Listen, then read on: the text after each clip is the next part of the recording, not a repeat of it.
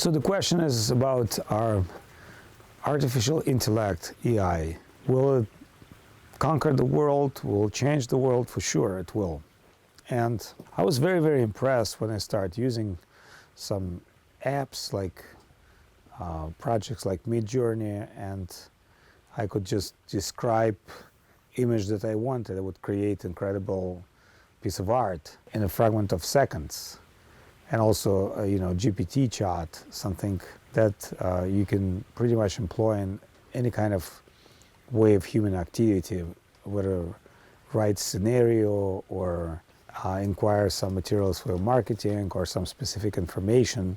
And of course, we can understand that through this artificial intellect, a lot of the human skills will be replaced, especially artistic skills or any other skills which take a long time for people to train. And so this technology will definitely will change the world, but it will also change world in the way how people are going to use this technology. But at the same time, this is just technology, this is just a tool. And human consciousness is also a great tool. You can say physical mind is also artificial intellect that been giving us in this material physical body, which we accept by having physical birth. And the whole idea of yoga and spirituality is to go beyond your physical intellect. By using this artificial material intellect that we have, we can also realize some spiritual ideas and put them in spiritual practice.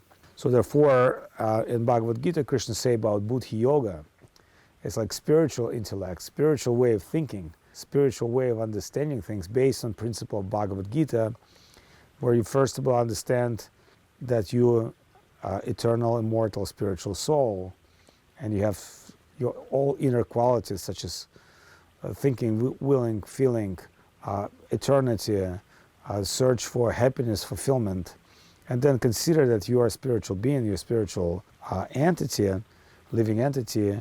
You start thinking, well, what am I doing in this material temporary world? What am I doing in the superficial world? Yes, what you're doing is you're going through the experience. And the most important conclusion of being in this material world, to understand that's not permanent place for the soul, for his true spiritual self.